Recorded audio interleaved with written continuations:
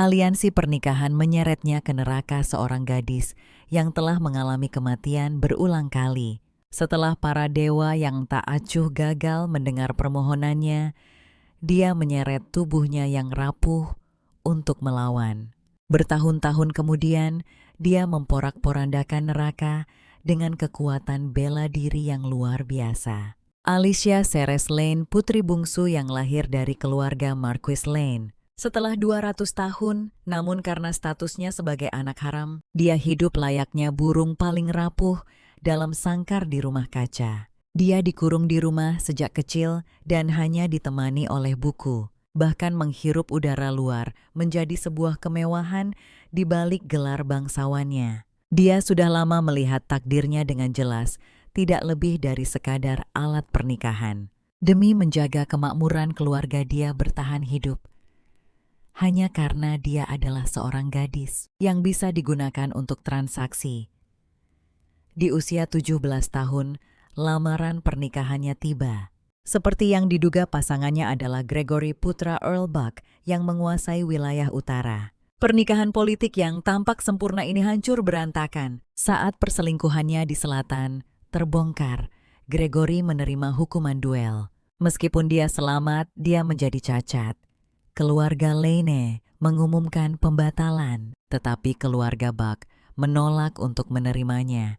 Gugatan hukum yang berlarut-larut selama 8 tahun menghabiskan masa mudanya. Saat keluarga Lane memenangkan gugatan, Alicia sudah berusia 25 tahun. Usianya sudah jauh melewati usia menikah bagi seorang wanita bangsawan. Pengaturan dari ayahnya tidak pernah berhenti. Kali ini, pasangan nikahnya diganti menjadi Grand Duke Recarte Tyson, pria yang menguasai perbatasan barat. Dikenal sebagai penguasa tanah kematian emas, dia juga merupakan saudara tiri kaisar. Dia punya julukan lain, pembunuh Grand Duchess, karena keenam istri Tyson sebelumnya. Tanpa terkecuali semuanya tewas secara tidak wajar sebelum atau sesudah pernikahan. Bahkan Alicia yang tidak pernah meninggalkan rumah, pernah mendengar desas-desus mengerikan itu. Ini sama saja dengan mengirimnya menuju kematian. Dia mencengkeram roknya erat-erat, ingin berteriak, "Aku tidak mau menikah, aku tidak mau mati." Namun suaranya terbungkam oleh tatapan dingin ayahnya. Keinginannya tidak pernah berarti apa-apa. Hujan deras mulai turun. Sang pelayan diam-diam menyisir rambutnya. Tiba-tiba sebuah kalimat memecah kesunyian. "Nona, jangan menikah."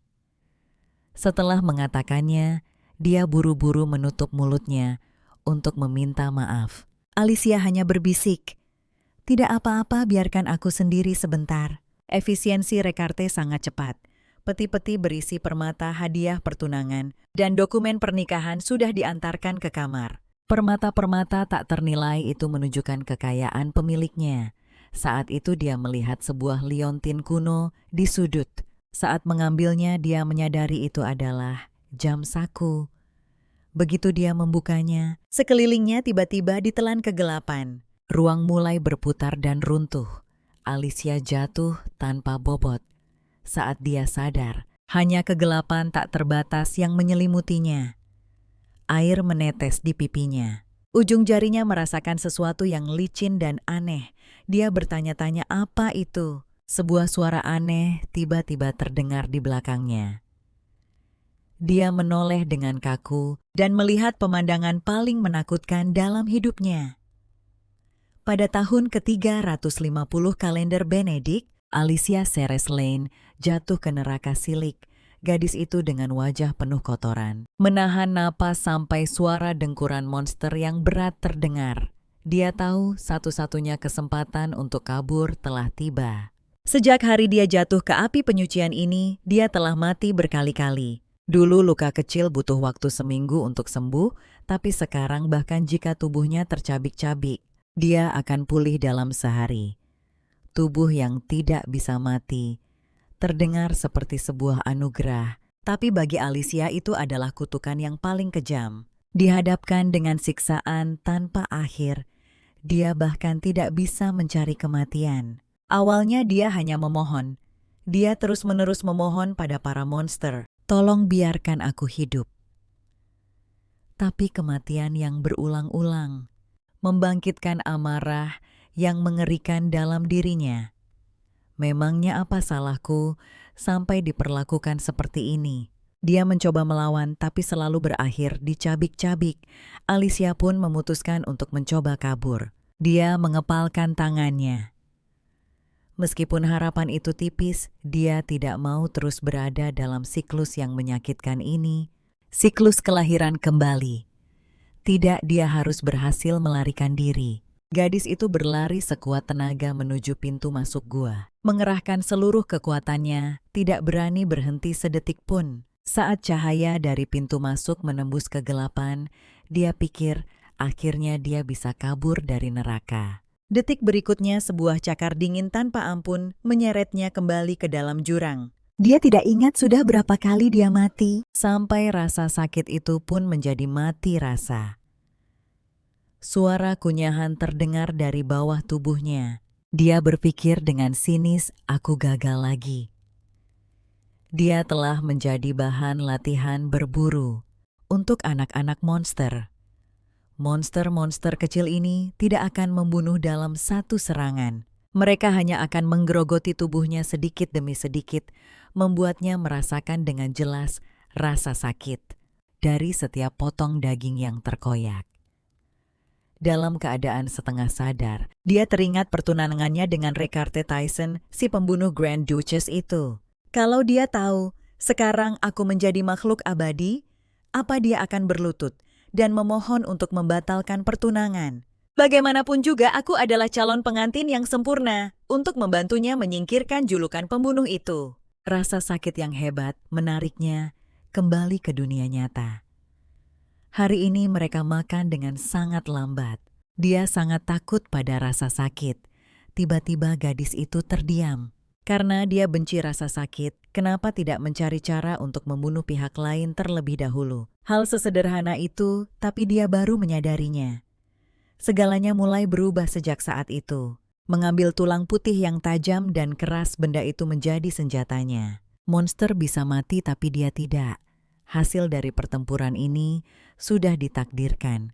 Sejak awal, dia mulai membunuh dari monster yang paling lemah. Satu persatu, dia terus-menerus mati dan bangkit kembali tanpa henti. Setiap kali tubuhnya tercabik-cabik itu membuat serangan berikutnya menjadi lebih cepat dan lebih kejam. Sampai suatu hari, dia akhirnya menusukkan tulang putih itu dengan ganas ke dalam mulut monster raksasa. Yang paling buas. Ketika Alicia menemukan jam saku yang disembunyikannya, dia baru sadar bahwa baru 20 hari yang berlalu, padahal rasanya sudah seperti bertahun-tahun. Sebenarnya sudah berapa kali dia mati? Gadis itu melampiaskan amarahnya dengan panik. Pada sisa-sisa monster iblis, dia berteriak, "Pergi kalian monster-monster rakus. Apa kalian tahu betapa sakitnya dicabik-cabik hidup-hidup?" Sisa-sisa yang hancur di bawah kakinya tiba-tiba menyala. Sebuah kristal kuning menggelinding keluar. Dia membungkuk untuk mengambilnya, mengangkatnya ke depan mata untuk mengamatinya lebih dekat. Benda apa ini? Kenyataannya sebuah kancing manset memancarkan cahaya yang sama. Kereta kuda keluarga Lane baru saja tiba di wilayah Recarte. Putri Markis hilang. Lapor seorang bawahan dengan suara pelan. Bibir Recarte Tyson melengkung membentuk senyum mengejek. Hilang cek permainan kata yang membosankan. Tapi ekspresinya sama sekali tidak sejalan dengan nada bicaranya yang acuh tak acuh. Situasinya benar-benar gawat. Kurasa entah dia kabur dari pernikahan atau benar-benar hilang. Dia tidak akan bisa lolos dari kematian. Tidak ada yang tahu bahwa jauh di dalam neraka, seorang gadis muda melompat turun dari ketinggian dengan tombak panjang di tangannya, mengarah lurus ke monster di bawahnya. Cahaya dinginnya sangat tajam.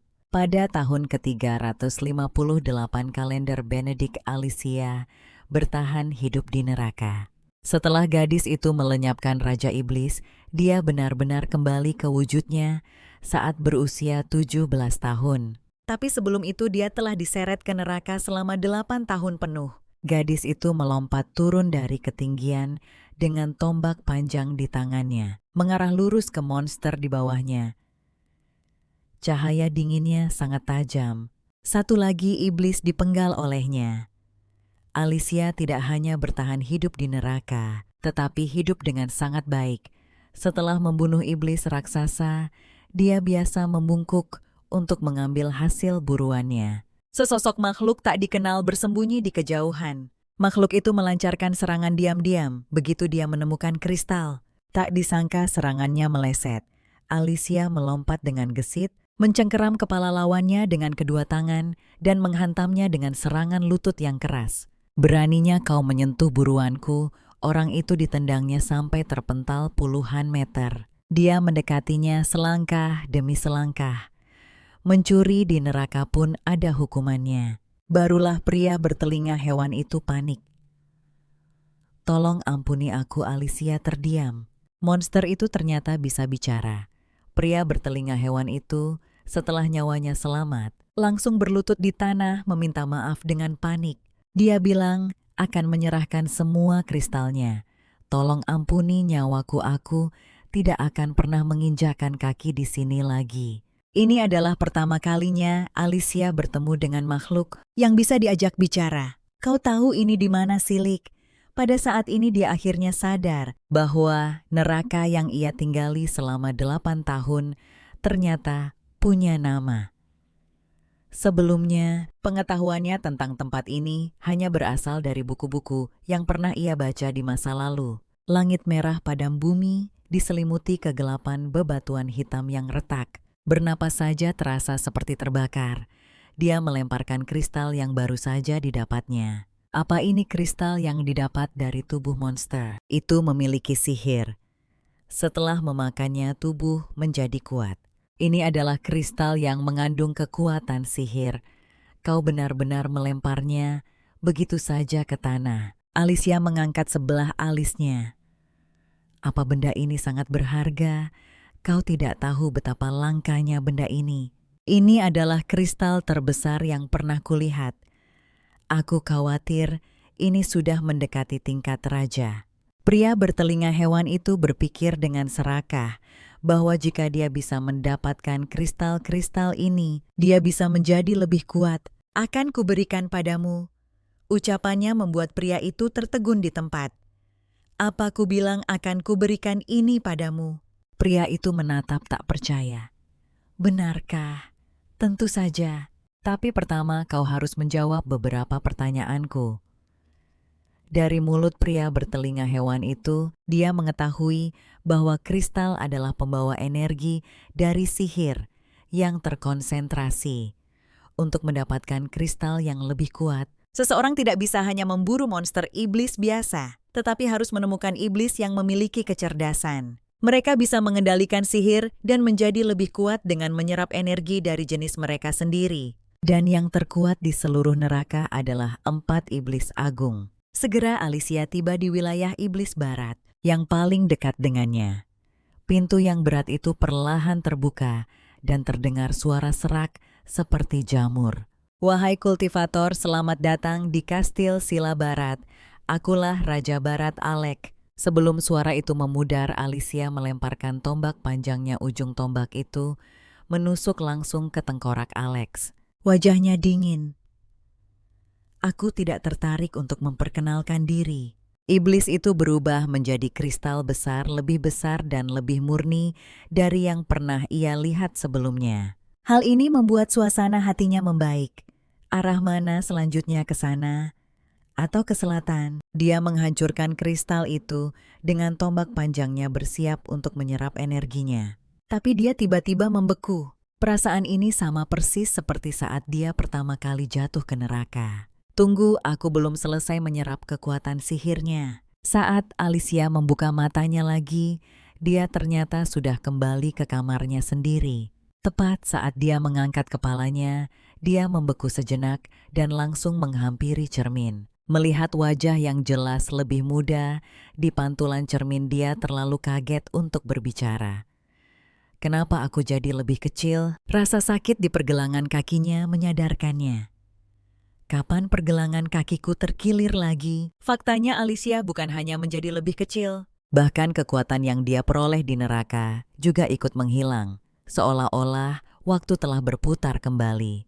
Padahal itu adalah kekuatan yang dia dapatkan dengan susah payah mengumpulkan kristal. Nona, ini Daisy. Bolehkah saya masuk sekarang? Melalui Daisy, Alicia menyadari bahwa dia telah kembali ke usia 17 tahun. Untuk sesaat dia tidak tahu harus senang atau sedih.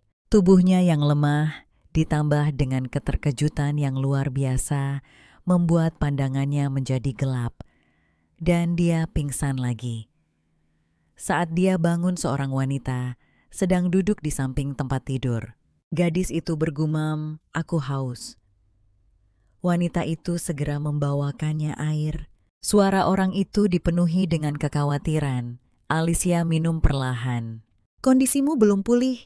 Aku sangat khawatir saat mendengar kamu tiba-tiba pingsan." Alicia masih sedikit linglung. "Terima kasih, Ibu."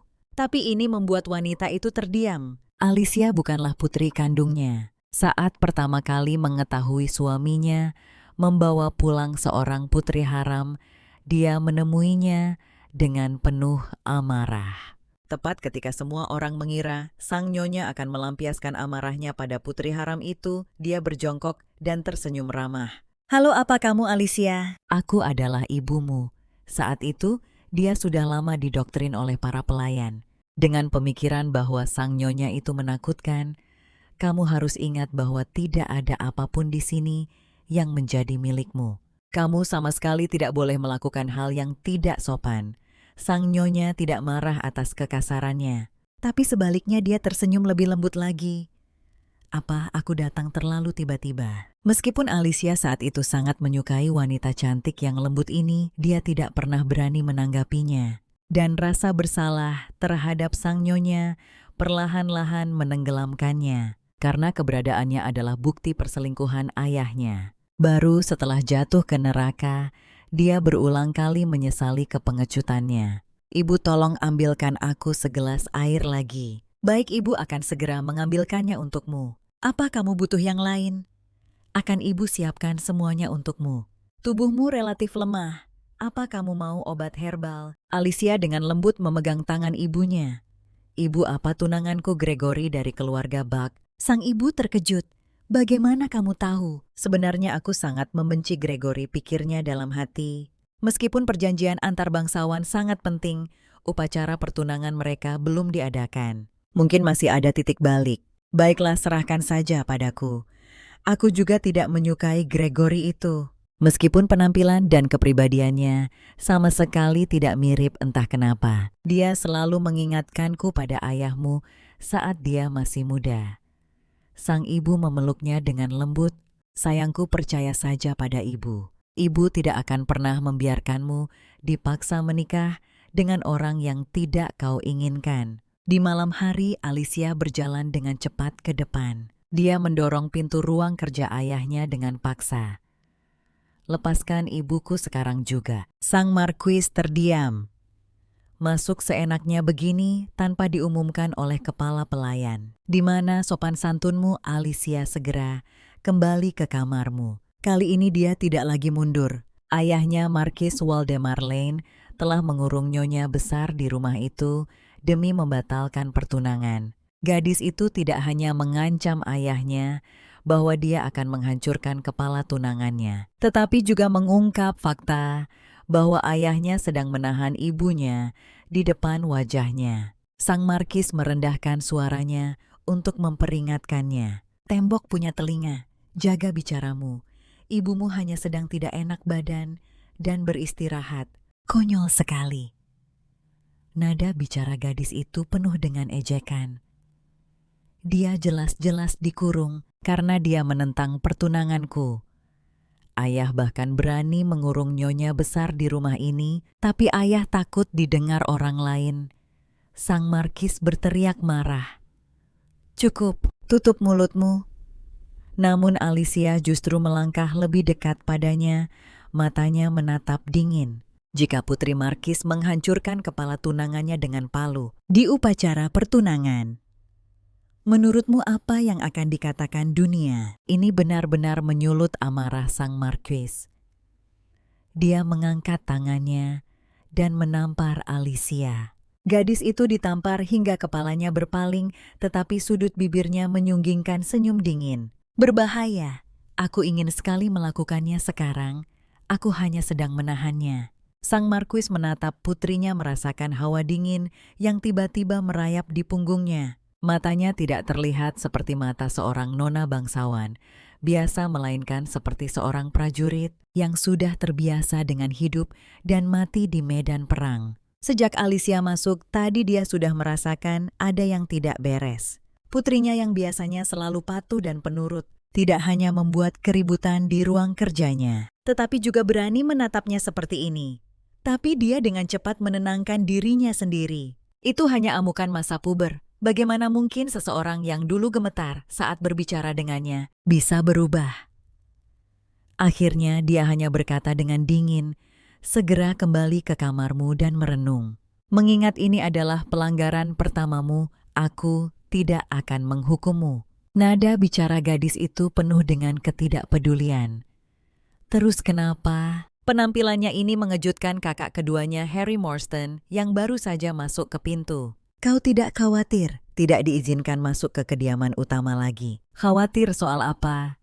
Justru lebih nyaman karena tidak perlu melihat orang itu. Alicia mengganti topik pembicaraan, di mana ibu dia sudah bisa bergerak bebas, sekarang hanya saja tidak bisa datang ke pavilion. Dia ingin sekali menemuimu, tapi dibujuk oleh kakak tertua, karena dia takut ibu akan bertengkar dengan ayah lagi.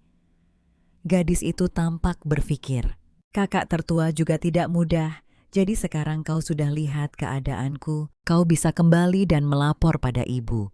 Bukankah itu tujuanmu datang ke sini? Bukan begitu, Alicia, aku datang karena aku khawatir padamu. Gadis itu membeku. Apa kita dekat? Kata-kata ini menjadi pukulan telak bagi kakak keduanya. Dia memaksakan senyum. Kau mungkin tidak menyadarinya, tapi sebenarnya aku cukup peduli dengan satu-satunya adikku. Alicia merasa aneh di dalam hatinya. Kakaknya ternyata peduli padanya, tapi perasaan ini sepertinya tidak buruk. Dia pernah mengira kakak-kakaknya akan membencinya karena statusnya sebagai anak haram. Sudut bibir gadis itu sedikit terangkat. Senang sekali dia sudah kembali. Melalui kakak keduanya dia mengetahui bahwa pernikahannya hampir diputuskan. Hanya kurang persetujuan kerajaan dan pengumuman resmi kepada publik. Apa kau begitu membenci pernikahan ini? Alicia tidak menjawab, tapi malah mengungkit masalah lama. Apa kakak ingat pesta debutku? Aku jatuh di lantai dansa yang membuatku menjadi bahan tertawaan di perjamuan hari itu. Sebenarnya tidak akan ada yang peduli. Aku hanya perlu segera berdiri. Seseorang memulai ejekan itu. Orang itu adalah Gregory. Penampilan pertamaku hancur begitu saja. Senyum Harry langsung hilang. Kalau aku bunuh dia sekarang apa? Kau akan merasa lebih baik. Tidak perlu. Aku sudah tidak peduli lagi. Tapi terima kasih. Semakin dia mengikhlaskannya, semakin besar niat membunuh Harry. Karena aku tidak bisa membunuhnya, bagaimana kalau berduel dengannya? Mematahkan salah satu kakinya, seharusnya tidak apa-apa kan? Pada saat ini Alicia tiba-tiba mengeluarkan sebuah surat. Dia bingung. Apa ini? Tolong bantu aku memberikan ini pada Grand Duke Tyson. Pupil mata Harry menyempit. Sebenarnya apa yang ingin kau lakukan? Gadis itu tersenyum misterius. Tolong bantu aku mengirimkannya diam-diam, Kak. Kakak akan membantuku kan? Beberapa hari kemudian, di wilayah Recarte, Grand Duke Tyson menerima surat aneh. Status pernikahannya belum pernah diumumkan ke publik dan merupakan rahasia kerajaan. Tapi surat itu memperingatkannya bahwa tunangannya memiliki fisik yang lemah dan membawa virus berbahaya. Mustahil kediaman Grand Duke yang membocorkan berita ini, dan keluarga kerajaan juga belum mengumumkannya. Tyson menatap surat itu. Shun dan Henrik tetap di sini. Roderick ikut aku keluar kota. Ajudan itu terkejut. Yang mulia, apakah Anda akan menemui orang ini yang bernama Sirius Tyson? Menunjuk alamat di surat itu. Dia bahkan menyebutkan lokasinya. Bukankah itu sama saja menyuruhku untuk menemuinya? Bawa pengawal seminim mungkin. Roderick ingin mencegahnya, tetapi perintah untuk diam membuatnya terbungkam. Setelah kepala pelayan dan ajudan pergi, Tyson menatap pola yang indah, namun mencolok di kertas surat itu. Dia bergumam dengan suara pelan, "Sirius, sebenarnya siapa kau?" Sementara itu jauh di Lane Market, Alicia melihat keluar jendela. Suratnya seharusnya sudah sampai sekarang. Dia ingin mengembalikan semuanya ke jalur yang benar sebelum tragedi di kehidupan masa lalunya terjadi. Alicia meminjam kereta dari ibunya, tapi saat mereka hampir sampai tujuan, kereta itu tiba-tiba tersentak hebat. Hanya setelah beberapa guncangan, sakit kepala parah tiba-tiba menyerang. Dia tidak pernah mengalami ini saat berada di neraka. Apa tubuhnya benar-benar selemah ini sekarang? Detik berikutnya dia merasakan seseorang mendekat. Daisy melihat keluar jendela. "Aku akan keluar untuk memeriksanya." Tepat saat Alicia mencoba menghentikannya, sesuatu melesat di udara. Daisy jatuh ke tanah dengan suara gedebuk. Alicia buru-buru membantunya bangun. Dia masih bernapas. Tak lama kemudian dia menemukan jarum beracun di leher Daisy. Baunya seperti kayu manis dan cemara. "Hanya ada satu racun dengan aroma ini, dan seharusnya tidak ada di sini." Dia menggumamkan nama Musto. Tiba-tiba pintu kereta ditarik terbuka. Seorang ksatria naik ke kereta. Dia hanya tertidur, nyawanya tidak dalam bahaya. "Tolong jangan khawatir." Ksatria itu mengangkat Daisy, sementara pria yang pertama kali membuka pintu berbicara. "Silakan turun dari kereta, Nona Alicia. Atau haruskah aku memanggilmu?" Sirius Lane, rambut bagai emas cair, kulit pucat bagai salju, dan pupil mata yang jernih bagai kristal. Dia memang tidak ada miripnya dengan keluarga kerajaan, tapi dia juga tidak terlihat sebuas yang dirumorkan. Saat Alicia mengamatinya, Tyson juga sedang memerhatikannya dengan saksama. Dia terlihat lemah dan pemalu. Sulit membayangkan kalau wanita inilah yang mengiriminya surat. Sambil berpikir begitu, dia berbicara lebih dulu. "Kudengar Nona Leni punya penyakit jantung."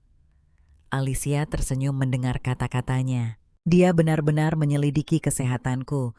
Mereka bilang aku akan kena serangan bahkan sebelum sampai di wilayah Rekarte. Informasi ini hanya diketahui oleh keluarga. Bagaimana kau bisa tahu?" Tyson mengulurkan tangan untuk membantu Alicia turun dari kereta. Namun dia mengangkat roknya dan melompat turun sendiri. Tempat pertemuan yang tertulis di surat bukan di sini. Tempatnya sedikit lebih jauh di depan. Pria yang diabaikan itu mengepalkan tinjunya. Rumor mengatakan kalau nona muda dari keluarga Markis Alain itu pemalu dan pengecut. Tapi orang di hadapannya benar-benar kebalikannya. Dia mengikuti langkah Alicia. "Kenapa kau memilih bertemu di sini?" "Karena aku perlu memastikan sesuatu." Formasi batu Dolores berfungsi sebagai jam matahari. Siang hari menandakan waktu bagi yang hidup, sementara malam hari melambangkan aura kematian. Setelah matahari terbit, makhluk non-manusia tidak bisa masuk. "Apa kau pernah masuk ke sini?" "Yang mulia, ini pertama kalinya saya ke sini." "Dan Anda?" Alicia berjongkok di tempat. "Aku juga." Tyson berjalan melewatinya menuju formasi batu. Melihat Alicia tidak mengikutinya, dia berhenti. "Apa kau tidak mau masuk?" "Anda masuk duluan, Yang Mulia." Sedikit keraguan melintas di matanya. Apa sebenarnya yang dia rencanakan? Apakah jebakannya dipasang di sini? Alasan Alicia berhenti hanyalah karena dia pikir dia tidak bisa masuk. Melihat Tyson berjalan ke dalam formasi tanpa ragu-ragu nada, suaranya terdengar sedikit iri. "Yang Mulia, apakah Anda manusia? Apa Anda tidak takut? Konon katanya jika kau tidak bisa melangkah masuk, bahkan satu langkah pun itu artinya kau bukan manusia." Namun di telinga Tyson, maknanya menjadi berbeda. Apa dia percaya rumor yang mengatakan, "Aku ini iblis"? Apa yang perlu ditakutkan? Ini hanya tumpukan batu biasa. Sejak kembali dari neraka ada satu hal yang belum Alicia pastikan. Karena neraka itu benar-benar ada. Lalu setelah jatuh ke neraka dan kembali dari sana, apakah dirinya masih terhitung sebagai manusia? Atau jangan-jangan dia juga sudah menjadi monster saat dia melangkah masuk ke dalam formasi kecemasan yang selama ini dia rasakan pun sirna. Dia tersenyum cerah. Sepertinya aku juga manusia. Tyson berpikir, wanita ini aneh sekali. Berkat Anda, saya sudah bisa memastikan hal yang ingin saya pastikan. Gadis itu tiba-tiba sadar kalau jaraknya terlalu dekat dan buru-buru mundur. Sebaiknya saya memperkenalkan diri secara resmi dulu.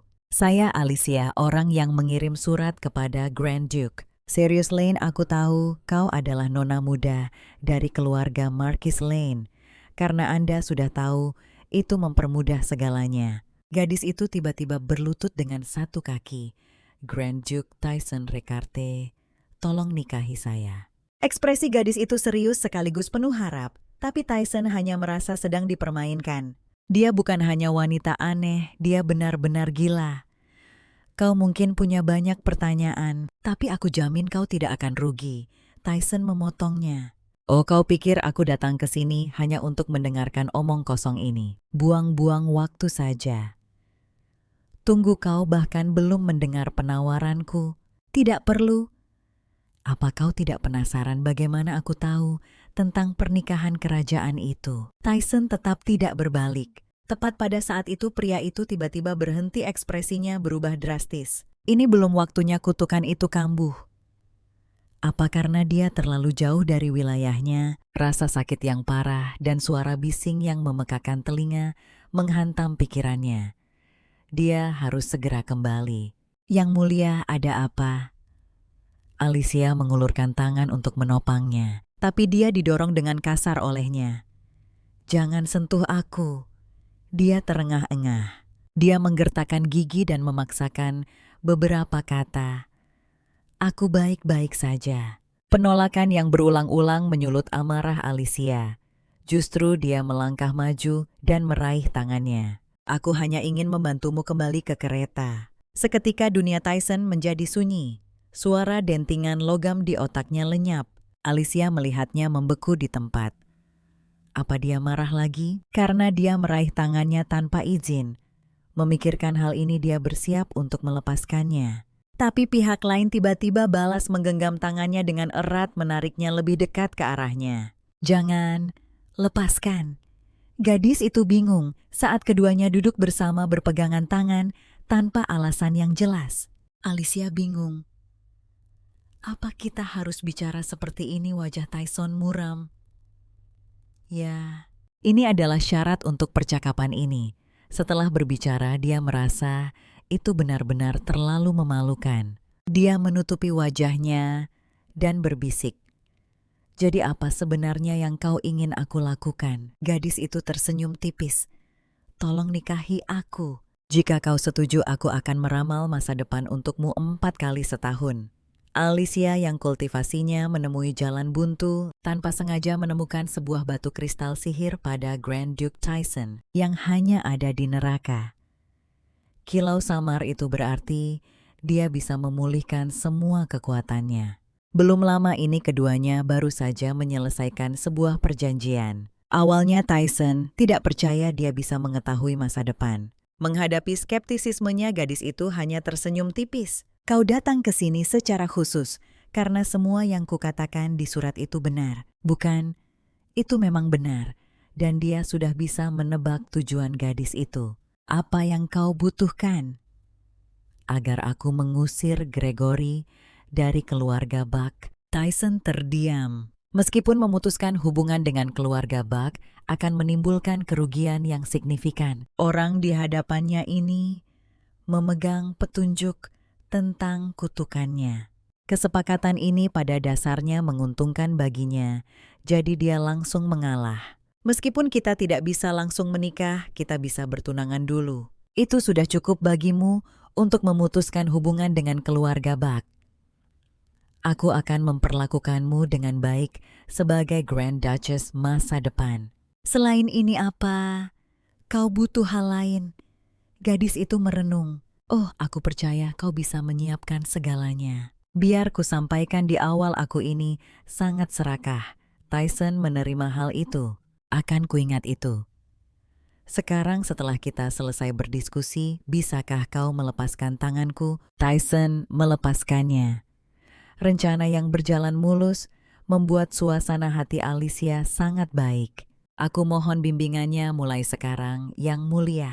Tyson menatapnya dan membalas tatapannya. Tak lama kemudian berita pertunangan Alicia dengan Recarte Tyson menyebar ke seluruh negeri. Kudengar Adipati Agung jatuh cinta pada pandangan pertama dengan nona dari utara itu. Dia bahkan menghadiahinya kastil paling megah di wilayahnya beserta sebidang tanah yang luas. Sementara itu tokoh utama dari berita tersebut sedang berlatih. Tanpa peningkatan kekuatan dari kristal, proses pemulihannya masih terlalu lambat. Alicia, apa ini benar? Kakak keduanya bergegas masuk ke tempat latihan sambil memegang koran. Judul beritanya sangat mencolok, Nona Alicia akan menjadi Countess Ese dari Aria. Dia tidak menyangka beritanya akan menyebar begitu cepat atau kemampuan Tyson untuk bertindak begitu hebat. Benar-benar sebuah pertunjukan yang luar biasa. Tapi meskipun dia juga tokoh utamanya koran itu, sepenuhnya membahas tentang Sang Adipati Agung. Bukankah itu karena hampir tidak ada seorang pun di kalangan atas yang mengenalmu? Tunggu, bukan itu intinya. Sebenarnya apa yang kau lakukan beberapa hari terakhir ini? Saat itu seorang pelayan datang sambil menuntun seekor kuda yang bagus. Nona, apa yang Anda minta sudah siap. Melihat mata adiknya berbinar, kakak keduanya merasa bingung. Kau belum pernah belajar menunggang kuda sebelumnya kan? Gadis itu tidak menjawab. Tapi dia berlari ke arah kuda itu, lalu menaikinya dengan rapi. Dia menatap kakak keduanya. Tentu saja aku sudah belajar, tapi dalam hati dia menambahkan, meskipun itu di neraka. Sang kakak kedua hanya merasa semakin tidak mengerti adiknya. Alicia tiba-tiba berbalik. Kak, sepertinya kau harus pergi. Begitu dia selesai berbicara, seorang pelayan bergegas menghampiri. Anda harus segera kembali ke kediaman utama. Sambil mengatakan ini, dia melirik Alicia. Lalu dia sengaja merendahkan suaranya. Saya tidak bisa menjelaskannya di sini, silakan kembali dulu. Gadis itu berpikir itu pasti sesuatu yang penting. Maaf Alicia, sepertinya aku harus pergi. Aku akan kembali secepat mungkin. Jangan membuat masalah selama aku pergi. Dia tersenyum dan melepas kepergian kakaknya. Setelah sosok kakaknya menghilang, Alicia menarik tali kekang untuk berbalik. Sambil menarik napas dalam-dalam, saat pertama kali kembali, dia tidak terbiasa dengan tubuh ini. Dan hampir saja melompat dari lantai atas. Jika para pelayan tidak menariknya kembali tepat waktu, kakinya mungkin sudah patah sejak lama. Dia ingat cara bertarung. Pengalaman-pengalaman itu telah terukir di tulangnya. Tetapi batasan fisik tubuhnya terpampang jelas di hadapannya. Tidak peduli bagaimana dia berlatih sulit untuk menerobosnya. Namun sejauh ini kondisinya cukup baik. Gadis itu melompat dan bermanuver dengan mudah di antara pepohonan. Gerakannya ringan seperti burung. Setelah kembali dari neraka, yang paling ingin dia dapatkan kembali adalah batu kristal sihir. Kekuatan lengannya masih belum cukup. Hanya dengan usaha saja, dia tidak akan pernah bisa mencapai efek yang diberikan oleh kristal. Sebuah bayangan menaunginya. Alicia mendongak dan ternyata melihat Recarte Tyson. Apakah semua anggota Landmark 8 berlatih seperti ini? Dia cepat-cepat berdiri. Nada bicaranya terdengar sedikit terkejut. Kenapa Anda ada di sini? Tyson mengulurkan tangannya padanya. Aku datang untuk menghadiri upacara penobatan ksatria. Saat tangan mereka bersentuhan, Alicia tiba-tiba membeku. Di kancing mansetnya ada sebuah batu permata kuning. Apa yang sedang kau lakukan? Barusan tanyanya. Dia berdiri dengan tiba-tiba. Bukan apa-apa, hanya berolahraga biasa. Tangan Tyson menggantung canggung di udara. Suaranya terdengar sedikit tidak puas. Latihan khusus yang katanya bahkan tidak bisa diselesaikan oleh sebagian besar pasukan ksatria, itu bagimu hanyalah olahraga biasa. Nona hentikan. Kita sudahi saja topik ini bagaimana? Melihat gadis itu mengalihkan pembicaraan lagi, dia agak tidak berdaya tetapi tidak membahasnya lebih jauh. Biar kuambil dulu daun di kepalamu. Di sini atau di sini pria itu menghela napas. Maafkan kelancangan saya. Dia mengulurkan tangan dan mengambil daun itu untuknya. Sudah bersih sekarang. Tapi sedetik kemudian, Alicia tiba-tiba mencondongkan tubuhnya ke dekatnya. Tyson mundur dengan panik. Dia sejenak, tidak menyadari ada anak tangga di bawah kakinya dan terjatuh ke belakang. Alicia pun menjatuhkan dirinya ke dalam pelukannya. Gadis itu bergumam, "Kukira aku salah lihat." Dia menggenggam tangan Tyson seolah takut pria itu akan kabur. Pria itu benar-benar panik. "Nona, Alicia, tolong. Tolong lepaskan saya." Tak disangka begitu dia melepaskannya, dia meraih pergelangan tangannya lagi. "Yang mulia, bisakah Anda memberikan kancing manset ini untukku?" Dia yakin tidak salah lihat. Di dalamnya tertanam sebuah batu kristal sihir. Menghadapi rayuan aktif tunangannya, hatinya jelas-jelas panik, tapi dia bersikeras berpura-pura tidak peduli. Baru saja saat mendengar Alicia meminta kancing mansetnya, Tyson langsung menjadi tenang. "Sayangnya ini adalah pusaka keluarga, jadi aku tidak bisa memberikannya padamu." Alicia mengangkat alisnya. "Begitukah?" Dia sedang mempertimbangkan untuk merebutnya langsung saat mendengar pria itu berbicara lagi. Tolong bangun dulu." Dia sedikit memalingkan wajahnya. Rona merah menyebar dari pipi hingga ke telinganya. Alicia melompat menjauh dengan cepat, seolah tersengat berulang kali meminta maaf. Tyson merapikan pakaiannya yang telah dibuatnya berantakan. "Tidak apa-apa. Meskipun aku tidak bisa memberikan yang ini, seharusnya ada permata serupa di wilayah Tyson. Aku akan mencarikannya dan memberikannya padamu sebagai hadiah lain kali."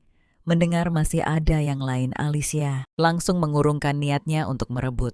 Dia menyusul Tyson dengan nada ceria. "Kalau begitu sebagai balasannya, aku akan memberimu hadiah.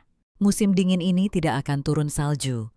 Dari minggu terakhir bulan Maret hingga awal April akan ada badai salju yang sangat besar." Tyson berhenti mendadak. Benarkah? Pikirannya berhitung dengan cepat. Maret itu sudah awal musim semi. Jika salju lebat turun saat itu banyak orang di wilayah kekuasaan, pasti akan mati kedinginan. Persiapan harus dilakukan dari sekarang. Alicia mengangguk sambil tersenyum. "Anggap saja ini hadiah. Ini tidak termasuk dalam hitungan ramalan." Kata-katanya terdengar tidak masuk akal dan aneh. Namun entah kenapa melihat ekspresi gadis itu, Tyson merasakan firasat kuat bahwa semua yang dikatakannya akan menjadi kenyataan. Dia mengangguk dengan sungguh-sungguh sebagai tanda terima kasih. "Padahal aku bahkan belum memberimu permata itu. Berkat dirimu kami seharusnya bisa mengurangi kerugian wilayah kekuasaan." Tanpa sadar, mereka telah kembali ke mansion. Pintu masuk sudah ramai oleh orang-orang. Ajudan Tyson dengan cepat melangkah maju. "Yang mulia, ini adalah barang yang Anda minta untuk disiapkan." Dia membungkuk sedikit. "Nona Alicia, aku punya sesuatu untukmu." Pada saat ini kepala pelayan Markis tiba-tiba menyela. "Yang mulia Tuan Muda Markis Lane sedang menunggu Anda di gedung utama." Alicia berbisik. "Kamu tidak langsung datang ke sini ya? Sudahlah, lupakan." Tyson mendekat padanya. "Alicia, sejak awal aku memang datang untuk menemuimu." Dia sama sekali tidak berniat untuk bertemu dengan orang lain dari keluarga Lane. Dia menatap tajam ke arah kerumunan. Semuanya pergi.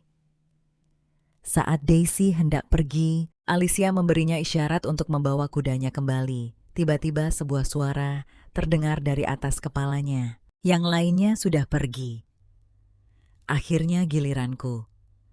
Sambil mengatakan ini, Tyson membuka kotak yang diberikan ajudannya. Di dalamnya ada satu set perhiasan yang luar biasa megah. Ini adalah set ruby milik Duchess Margaret.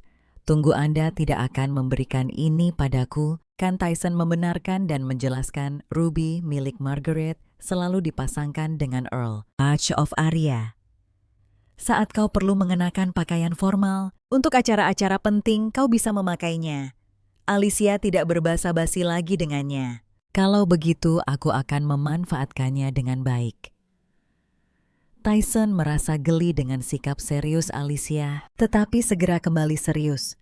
Seberapa banyak yang kau ketahui tentang keluarga kerajaan? Sebenarnya dia tahu sedikit tentang ini, termasuk mendiang kaisar dan kaisar. Saat ini total ada 5 pangeran dan 1 putri. Pangeran kedua meninggal dalam sebuah kecelakaan 7 tahun yang lalu. Pangeran ketiga adalah Duke Lennox. Pangeran keempat adalah Earl Estebina. Dan pangeran kelima adalah Anda, Adipati Agung Tyson. Satu-satunya putri, Louis, adalah adik perempuanmu dari ibu yang sama.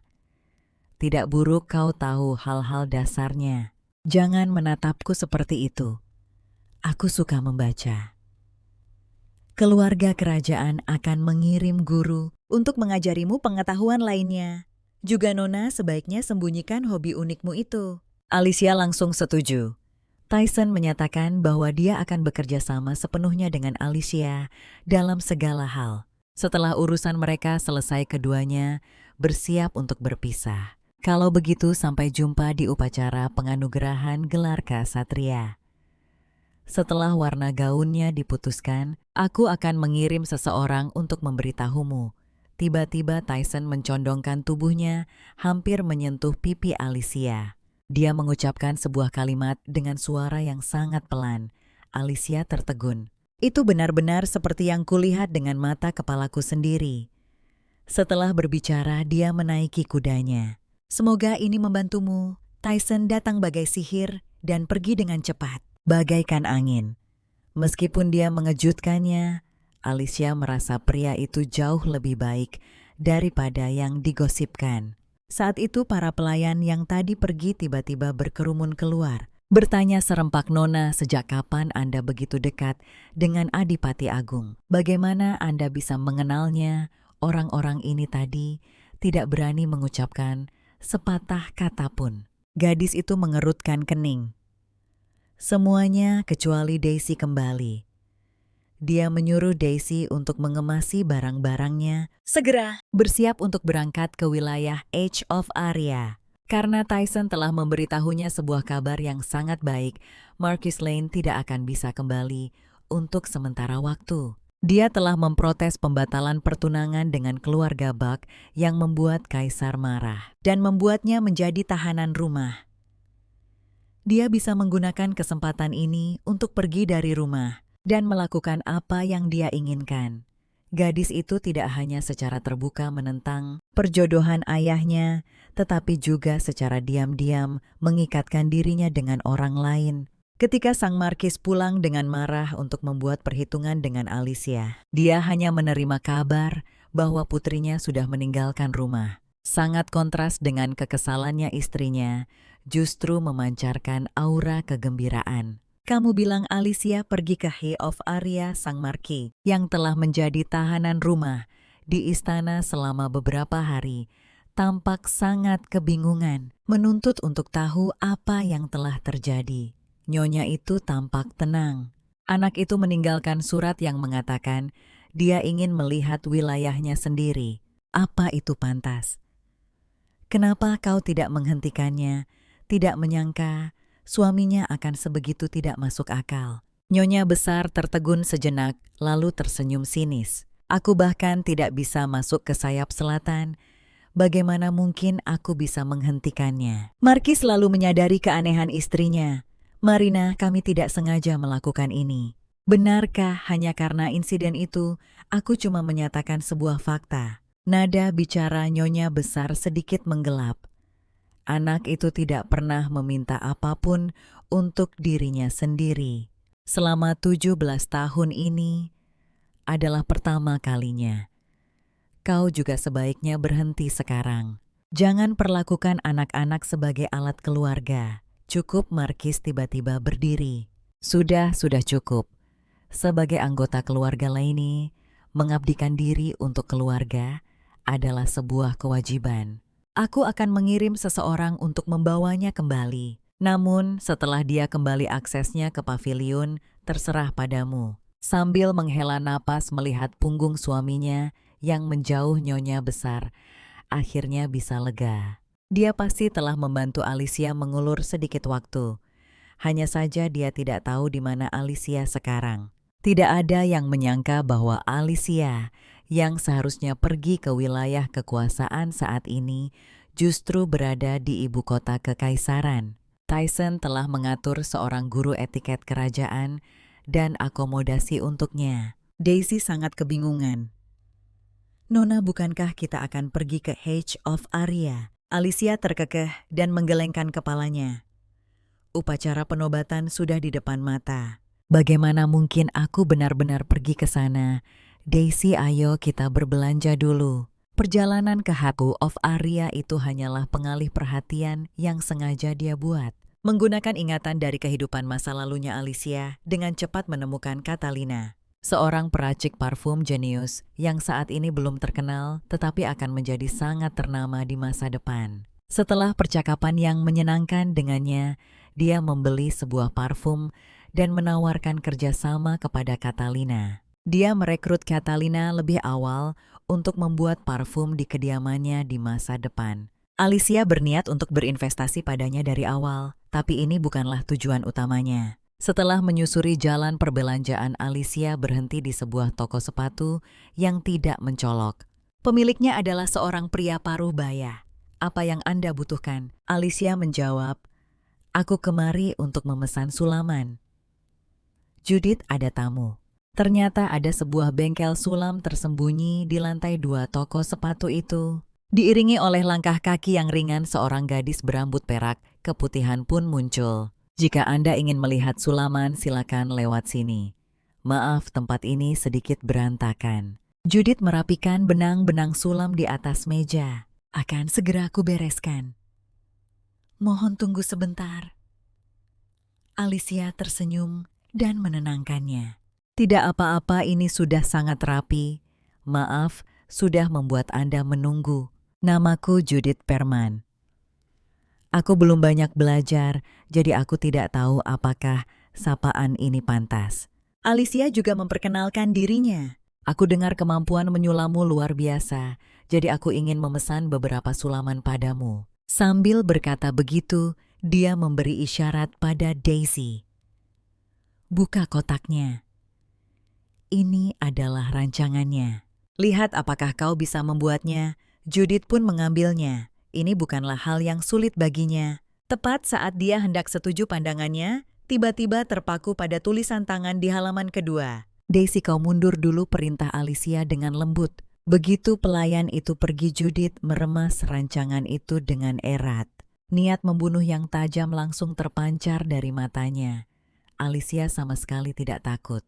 Jangan khawatir, hanya aku yang tahu tentang masalah ini.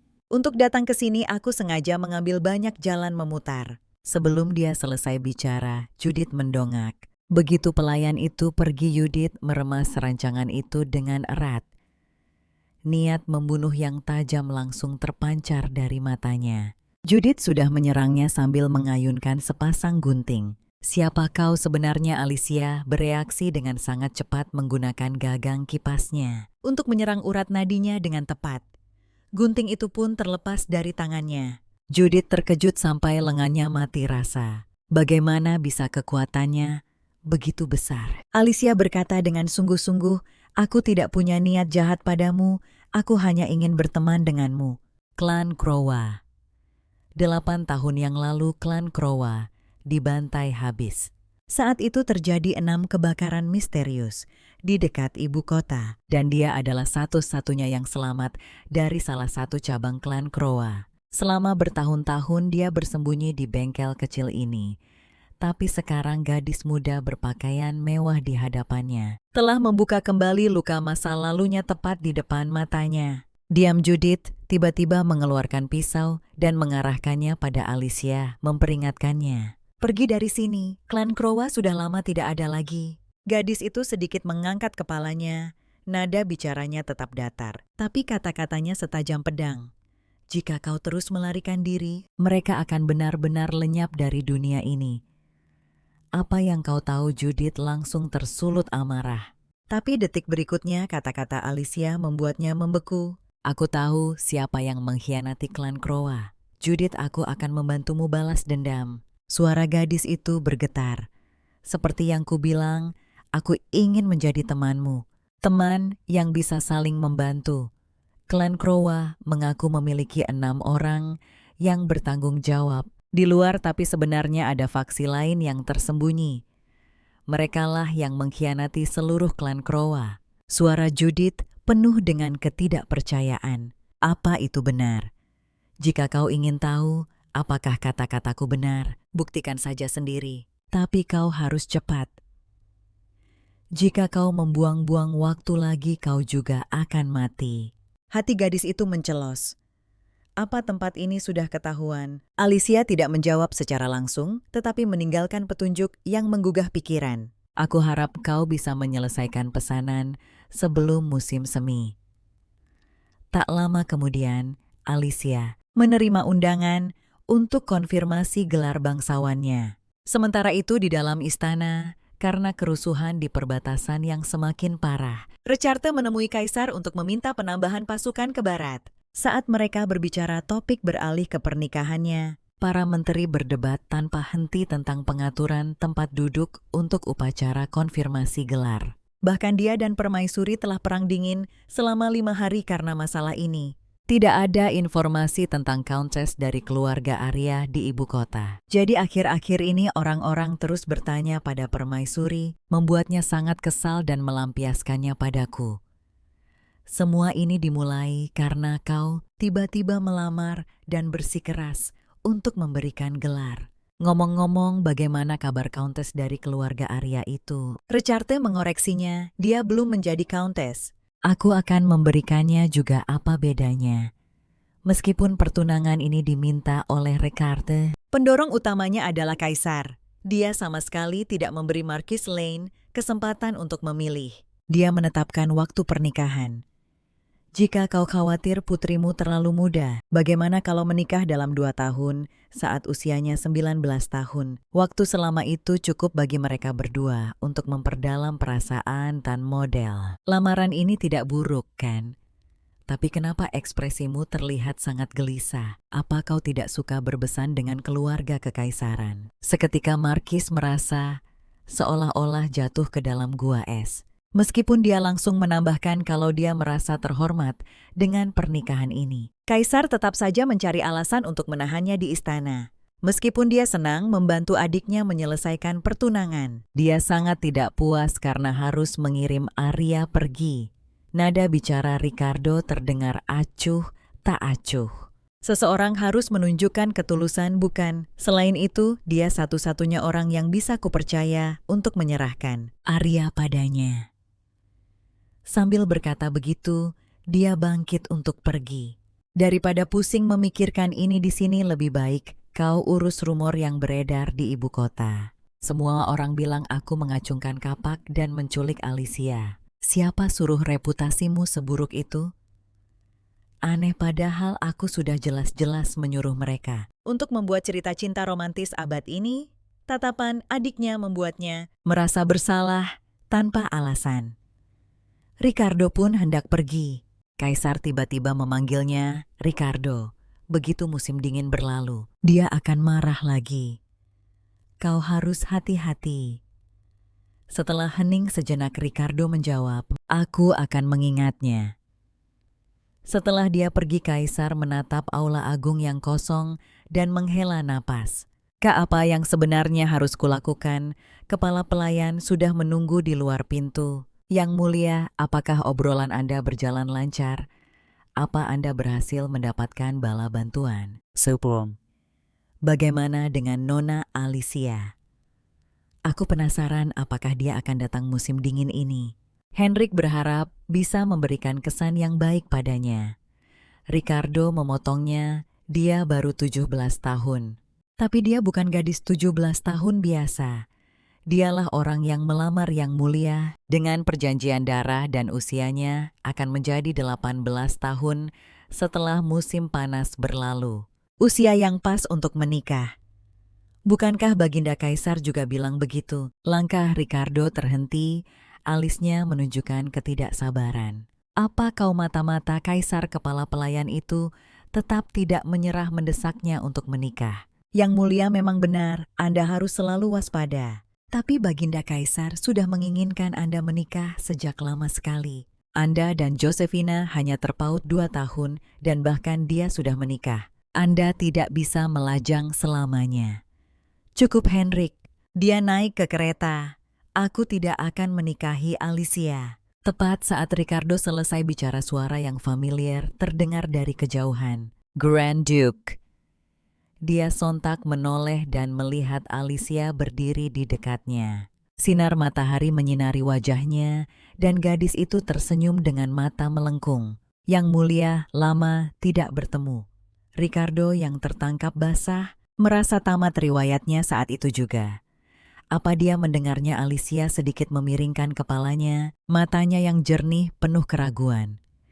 Yang Mulia, pria itu menghela napas lega. Bukan apa-apa. Aku hanya tidak menyangka akan bertemu denganmu di sini. Kenapa kau kemari? Nada bicara Alicia terdengar ceria. Baginda Kaisar memanggilku. Katanya beliau ingin menemuiku sebelum menganugerahkan gelar. Mengingat kepribadian kakaknya, dia mungkin mengancam Alicia untuk menandatangani perjanjian nikah di muka. Memikirkan hal ini, nada bicaranya berubah. Apa kau ingat kancing manset itu? Aku bilang akan mencarikan pasangannya untukmu. Kebetulan sekali, aku menyimpannya di kediamanku di ibu kota. Mau datang melihatnya sekarang? Aku akan menjelaskannya pada Baginda Kaisar untukmu. Mata Alicia langsung berbinar, dan dia langsung menyetujuinya. Aku ingin masuk ke dalam kediaman. Suara Rekarte terdengar sayup-sayup. Para pengrajin Tyson jarang sekali membuat perhiasan. Ku dengar mereka sangat senang saat menerima pesanan kali ini. Perhatian Alicia sudah lama tercuri oleh batu permata itu. Cahaya jernihnya terpantul di wajahnya. Tak kusangka kristal sihir sebesar ini benar-benar ada di dunia nyata. Apa kau menyukainya? Baru setelah Rekarte berbicara lagi, dia tersadar kembali. Aku menyukainya, ini sungguh indah. Dia tidak sabar untuk menelannya, tetapi kalimat berikutnya membuat pupil matanya kembali bergetar. Ternyata Tyson memiliki tambang berlian. Batu permata semacam ini ditambang dari sana. Meskipun disebut tanah kematian, sebenarnya tempat itu seindah surga. Alicia langsung melihat kesempatan. Kalau begitu, bolehkah aku pergi melihatnya? Tepat pada saat itu, seorang pelayan menyajikan teh dan makanan ringan. Rekarte menyesap tehnya, dan nada bicaranya menjadi sedikit lebih dingin. Aku harus segera kembali ke Tyson setelah upacara penobatan selesai. Jadi mungkin aku tidak punya banyak waktu untuk berbicara denganmu saat itu. Dia tahu Rekarte jarang meninggalkan wilayahnya. Tapi pergi tepat setelah upacara terlalu terburu-buru. Lalu kapan Anda akan datang ke ibu kota lagi? Mungkin setelah musim semi berikutnya. Jika ada apa-apa, kita bisa saling berkirim surat. Setelah akhirnya mengetahui keberadaan kristal sihir, dia tidak mau melewatkannya. Bolehkah aku pergi ke Tyson bersamamu? Dari area di selatan lebih cocok untuk menghabiskan musim dingin. Sebaiknya kau pergi ke sana dulu untuk beradaptasi. Alicia diam-diam menggerutu. Sama saja kau bilang, jangan datang. Dia ingin memperjuangkannya. Tapi setelah dipikir-pikir lagi, akan ada banyak kesempatan nanti. Tidak perlu terburu-buru saat ini. Aku mengerti. Saat akan berpisah, dia teringat sesuatu. Yang Mulia, aku sudah memilih warna untuk gaunnya. Rekarte mengangguk. Aku akan mencatatnya. Kalau begitu, aku menantikan pakaian resmi Yang Mulia. Biasanya Rekarte selalu berusaha untuk tidak menonjolkan diri. Kepala pelayan terlihat sedikit puas. Kali ini Anda tidak bisa begitu saja memakai apapun yang Anda inginkan. Jadi pada hari itu, keduanya berdiri di luar aula. Suara Rekarte terdengar. Oh, kau ingat prosedurnya. Jalan saja lurus ke tengah aula setelah masuk. Tidak perlu gugup, karena kaulah tokoh utamanya hari ini. Begitu suaranya menghilang, pintu istana perlahan terbuka. Pengumuman dan bisik-bisik diskusi menyerbu masuk bersamaan. Apakah itu Nona Alicia? Sulit membayangkan malaikat seperti itu benar-benar bertunangan dengan iblis. Si pengguna kapak perang. Tunggu, bukankah dia memakai Ruby Margaret? Ku dengar sang Grand Duke jatuh cinta pada pandangan pertama dan menculiknya. Sepertinya itu benar. Alicia mengabaikan perbincangan di sekitarnya dan berjalan dengan mantap ke arah depan aula besar. Setelah etiket formal, Kaisar tersenyum dan melambai memberi isyarat agar dia maju. Beliau mengumumkannya sebagai Count dari Ham Aria. Sang Grand Duke menanggapinya. Kegembiraan Kaisar sangat terasa. Hari ini benar-benar berkah ganda. Kita tidak hanya memiliki Count dari H. Aria yang baru, tetapi adik bungsuku akhirnya menemukan seseorang untuk menghabiskan sisa hidupnya. Alicia, selamat datang di keluarga kekaisaran. Aku juga sudah menyiapkan hadiah untukmu. Saat kotak itu terbuka, alis Rekarte langsung mengerut. Tergeletak dengan tenang di dalam kotak itu adalah kerudung pengantin yang hanya digunakan untuk acara-acara penting kerajaan. Kakak laki-lakinya bersikeras memasukkan Alicia ke dalam keluarga kekaisaran. Suasana di sekitar kembali ricuh. Tiba-tiba sang permaisuri pun angkat bicara. Grand Duke Tyson, ku dengar Anda akan langsung kembali ke wilayah Anda setelah upacara ini. Benar, Yang Mulia. Perbatasan tidak boleh dibiarkan tanpa penjagaan. Saya harus kembali secepatnya. Baru saja bertunangan, tapi harus langsung berpisah, sungguh menyedihkan. Nada bicara sang permaisuri tiba-tiba berubah. Kenapa Anda tidak mengajak tunangan Anda untuk pergi ke Tyson bersama-sama? Alicia akhirnya menelan kristal sihir itu, dan monster yang seharusnya terkurung di neraka benar-benar berhasil menembus batas. Monster itu muncul di dunia manusia. Belum lama ini karena ucapan sang permaisuri, Alicia memulai perjalanannya ke Tyson. Saat tiba di perbatasan wilayah para ksatria, Tyson datang untuk menyambut mereka. Alicia mengusulkan untuk menunggang kudanya sendiri, tapi awalnya para ksatria tidak menanggapinya dengan serius. Meskipun jarang muncul di kalangan sosial, semua orang di kekaisaran tahu kalau Marquis Lane hanya memiliki satu putri ini. Setelah 200 tahun di mata semua orang, nona muda yang lembut ini terlihat sangat rapuh. Jangankan menunggang kuda, dia mungkin bahkan belum pernah menyentuh sesuatu yang lebih berat dari sendok sup. Namun detik berikutnya semua anggapan mereka langsung hancur berkeping-keping. Gadis itu mencambuk kudanya dan langsung melesat pergi. Jangankan melindunginya para pengawal, bahkan tidak bisa mengejar bayangannya. Tiba-tiba ekspresi kesatria pemimpin membeku. Dia menarik tali kekang dengan kencang dan berteriak ke samping. Segera temukan Yang Mulia, katakan Nona Alicia masuk ke hutan sendirian. Sebelum dia selesai bicara, dia membawa seorang ksatria lain dan mengejar jauh ke dalam hutan. Tak lama kemudian mereka menemukan Nona Alicia di dalam hutan. Hutan ini adalah zona terlarang, tetapi gadis itu hanya berdiri tak bergerak. Dia menatap lurus ke depan, seolah tidak mendengar apapun. Tiba-tiba auman, seekor binatang buas, memecah kesunyian. Kuda-kuda itu ketakutan dan panik. Para ksatria langsung menghunus senjata mereka. Sambil melindungi Alicia, di belakang mereka menghadapi monster iblis Cockins. Penampilan mereka seperti serigala, tetapi tubuh mereka sekeras batu. Sialan. Wajah ksatria itu langsung menjadi muram. Lindungi Nona Alicia.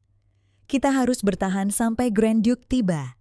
Sambil berbicara keduanya menyerbu ke arah monster iblis itu bersama-sama. Suara dentingan logam saat pedang tajam beradu dengan tubuh monster menggema di hutan. Tombak seorang ksatria baru saja menembus pertahanan seekor monster saat monster itu tiba-tiba mundur. Dua kokin baru langsung mengepung mereka. Dalam keadaan kalah jumlah 3 lawan 1, tombak itu terlempar dengan keras. Benda itu mendarat dengan suara dentang di kaki Alicia. Gadis itu pun membungkuk untuk mengambilnya. Terawat dengan cukup baik. Pinjamkan padaku.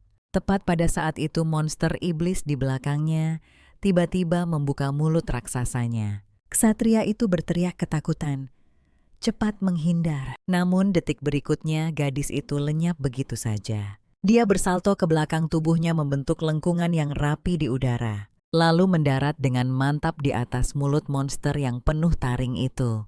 Alicia menepuk tubuh monster itu dengan ringan menggunakan tombaknya. Kulit mereka terlalu keras. Serangan membabi buta hanya akan merusak senjata.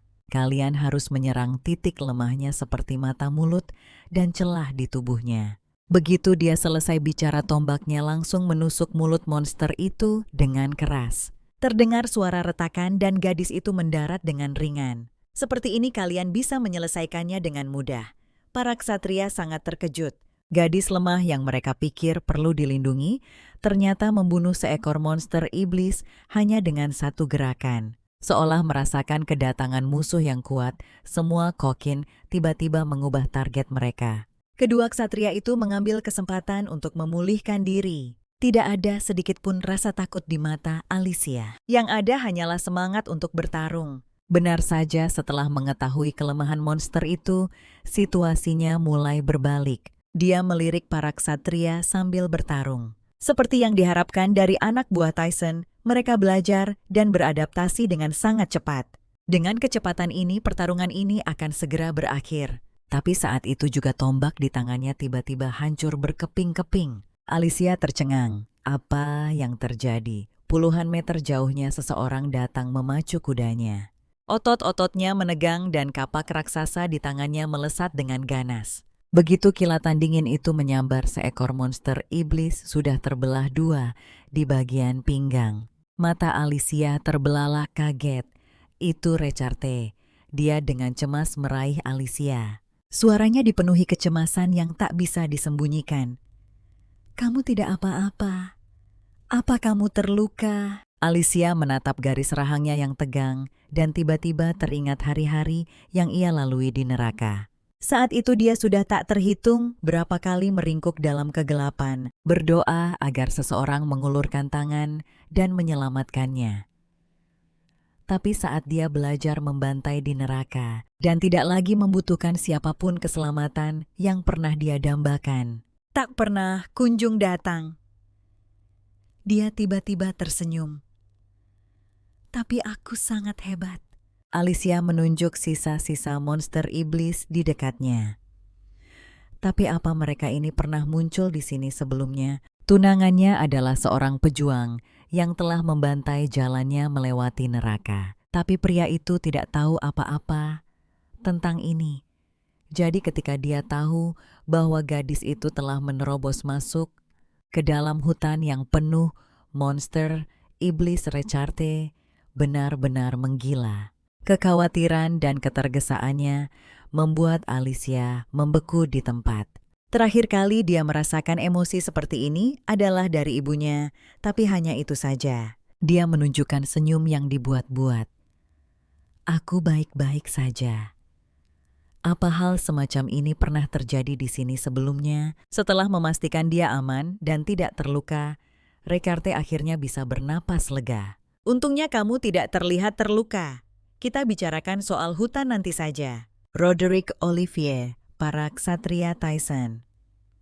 Apa kalian bahkan tidak bisa melindungi satu orang dengan baik? Roderick mengira bencana besar akan segera terjadi, tapi nada bicara Recharte tiba-tiba melunak.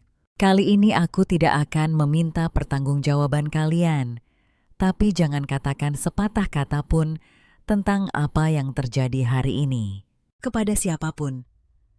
Recharte tidak berpisah darinya kali ini. Dia secara pribadi mengawalnya selama sisa perjalanan. Namun begitu mereka tiba di tujuan, dia meninggalkan Alicia di Istana Lili. Alasannya adalah karena mereka belum menikah. Sebagai seorang Grand Duke, dia harus tinggal di istananya sendiri yang terpisah. Sejak hari itu, dia tidak pernah melihat Rekarte selama hampir sebulan. Dia sibuk setiap hari dengan tugas-tugas resmi dan menerima tamu. Hari ini Baron Jarrett yang berkunjung. Pria di ujung barisan tiba-tiba berbalik dan berlari cepat ke arah yang berlawanan. Dia dengar kalau gadis itu hanyalah seorang nona muda naif dari utara yang tidak tahu apa-apa tentang urusan dunia. Benar saja, keamanan di sini sangat berantakan. Selama dia berhasil menyusup sisanya akan mudah. Apa ini? Pria itu menjawab tanpa sadar. Ini hadiah untuk membuat penguasa tempat ini menjadi sesat. Baru setelah berbicara dia tersadar kembali. Bahkan sebelum dia sempat menghunus senjatanya, dia sudah dipukul keras dengan sabetan tangan dan pingsan. Alicia mengambil barang yang dia jatuhkan. Dia sedikit mengernyitkan dahi. Hari ini benar-benar terlalu banyak pengunjung. Malam tiba dan pintu didorong terbuka perlahan. Sesosok bayangan gelap menyelinap masuk dan pria bertopeng itu mengeluarkan belati. Cahaya dingin berkilat. Mata Alicia langsung terbuka dan detik berikutnya belati itu terpental. Oh, apa kau tahu sudah berapa banyak orang yang datang sebelum malam? Tiba nada bicara gadis itu terdengar malas. Tidak apa-apa datang mencariku, tapi setidaknya biarkan aku tidur dulu. Pembunuh itu awalnya tertegun, lalu tersenyum menyadari sesuatu. Pantas saja yang lain tidak kembali. Aku tidak menyangka calon Grand Duchess ternyata monster seperti ini. Tapi kali ini aku datang dengan persiapan penuh. Aku tidak akan membiarkanmu hidup. Sebelum dia menyelesaikan kalimatnya, seorang pembunuh baru justru menyerangnya. Suara yang tak asing terdengar. Sepertinya aku tidak terlambat. Lama tidak bertemu Nona Alicia. Aku sudah menyelesaikan permintaanmu. Judith Alicia tampak terkejut sekaligus senang. Aku tahu keputusanku untuk mempercayakan ini padamu tidak salah. Kau melakukannya dengan sempurna. Selama Anda puas, Judith mengangguk. Pandangannya beralih ke tawanan di lantai. Oh, apa Anda perlu aku untuk membereskan yang satu ini? Pembunuh yang tertangkap itu tidak menunjukkan rasa takut. Malah dia mengancam. Apa kau tahu ada berapa banyak dari kami? Mata Judith menjadi dingin. Bungkam dia. Pria itu langsung menerima pukulan keras. Siapa yang mempekerjakanmu, pembunuh, itu tetap keras kepala. Aku tidak akan pernah membocorkan informasi klien. Itu perbuatan Baron Jarrett. Judith langsung memotongnya. Dia selalu ingin menggunakan putrinya untuk merebut posisi Grand Duchess dan merebut kekuasaan. Karena gagal menjebakmu, dia menggunakan cara ekstrem seperti ini. Apa kau benar-benar berpikir rencana ini akan berhasil? Jika itu Kroa, kami tidak akan pernah menerima permintaan seperti ini. Itu bagus sekali, Judith. Sepertinya kau sudah menjadi Master Kroa. Pembunuh itu sangat terguncang. Kroa, gadis muda ini, ternyata adalah master baru dari klan Kroa. Judith sedikit menyipitkan matanya. Ini semua berkat bantuanmu. Alicia berdiri dan berjalan ke arah si pembunuh. Nah, tamu tak diundang, mari kita selesaikan masalah yang ada. Keesokan harinya di kediaman Tyson, Rekarte bertanya, apa kau membunuhnya? Alicia meletakkan tehnya. Belum. Bagus sekali, aku akan mengirim spesialis untuk menanganinya. Kalau kau mau membunuhnya juga tidak apa-apa.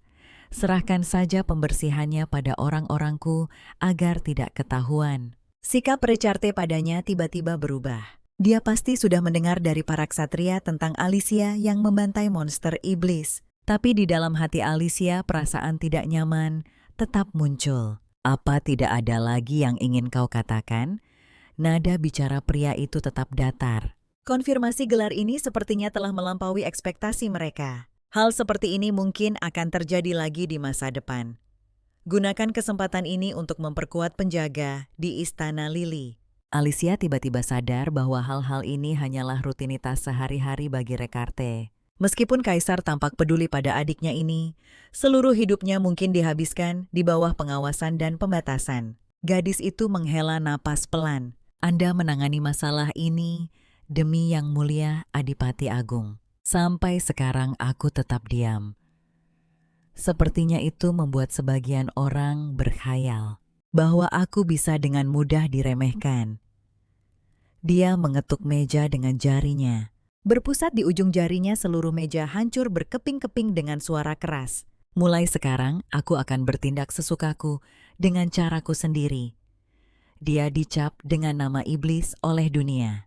Namun pada kenyataannya, dia adalah pengorbanan hidup untuk seluruh keluarga kekaisaran. Sejak usia 14 tahun, Rekarte telah dikurung di wilayah Tyson. Setiap kali bulan kedua lua terbit, sensasi terbakar seperti di api penyucian akan menyapu seluruh tubuhnya. Namun, tubuhnya terasa seolah-olah berubah menjadi es perlahan-lahan membeku. Kepalanya terasa seolah-olah ditusuk berulang kali oleh bilah tajam yang tak terhitung jumlahnya. Rasa sakit yang luar biasa membuatnya kejang tak terkendali. Teriakan khawatir kepala pelayan terdengar dari luar pintu.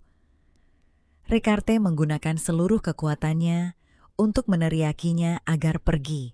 Dia memaksakan diri untuk bangkit, pandangannya kabur karena rasa sakit di ambang kewarasannya yang runtuh. Dia menarik belati di pinggangnya dan menusukkannya dengan keras ke lengannya.